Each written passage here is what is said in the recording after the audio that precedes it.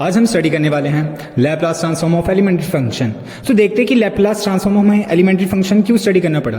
देखो, जब हम लैपलास ट्रांसफॉर्म काफी कॉम्प्लेक्स फंक्शंस का कैलकुलेट करेंगे तो वहां पर हम ये शॉर्टकट को अप्लाई कर सकते हैं। वहां पर जो डायरेक्ट फॉर्मूला होगा वो अच्छी अप्रोच नहीं होगी, तो हम ये स्टडी करेंगे आज इसके टेबल। अब हम स्टार्ट करने वाले इसका टेबल। इस टेबल को हमें मेमोराइज करना पड़ेगा।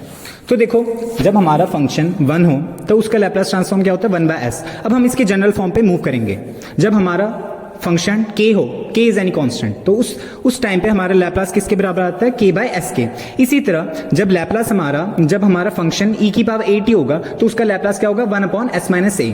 इसी तरह अब हम ट्रिग्नोमेट्रिक पे मूव करते हैं। तो जब हमारा फंक्शन sin 80 होगा उस वक्त हमारा लैपलास क्या आएगा, a/s² + a²। इसी तरह जब हमारा फंक्शन cos 80 होगा उसके कॉरस्पॉन्डिंग लैपलास ट्रांसफॉर्म क्या होगा, s/s² + a²। इन दोनों में a और s का डिफरेंस है। अच्छा, अब देखते हैं अब हम एक जनरल फॉर्म पे मूव करते हैं। लैपलास हम कैलकुलेट करते हैं और फंक्शन t की पावर n, तो उसका लैपलास क्या होता है, n factorial divided by s की पावर n+1। जब हमने यहाँ पर n की वैल्यू 2 पुट करी तो हमारे पास लैपलास क्या है, 2 फैक्टोरियल डिवाइडेड बाय s का क्यूब। जब हमने यहाँ पर n की वैल्यू 1 पुट करी तो उस वक्त हमारा लैपलास क्या है, 1/s²।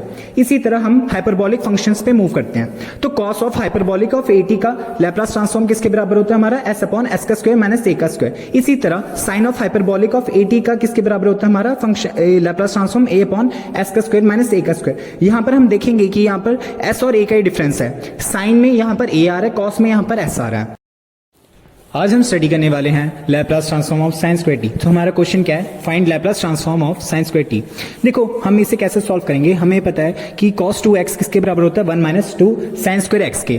तो हम इसे लिख सकते हैं sin² x को cos 2x की टर्म्स में। तो हम यहां से कैलकुलेट कर सकते हैं Laplace of sin² t is equals to Laplace of 1 - cos 2t divided by 2। अब बाय लिनियरिटी प्रॉपर्टी हम 2 को कॉमन ले जा सकते हैं, मतलब बाहर निकाल सकते हैं इस लैपलास ट्रांसफॉर्म से। तो हम इसे लिख सकते हैं half of Laplace of 1 - cos 2t। अब हमें पता है कि ये जो 1 है वो क्या रिप्रेजेंट कर रहा है, e की पावर 0।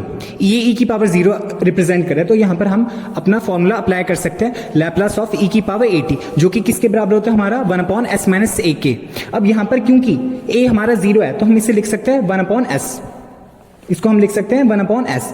अब cos 2t का जो हमारे पास फॉर्मूला होता है वो किसके बराबर होता है, हमारा s/s² + a²। यहां पर हमारे पास a की वैल्यू क्या है, 2, तो 2 का स्क्वायर हो जाएगा 4। तो यहां पर हमारे पास फाइनल आंसर आ जाएगा इसका हाफ इंटू 1/s - s/s² + 4।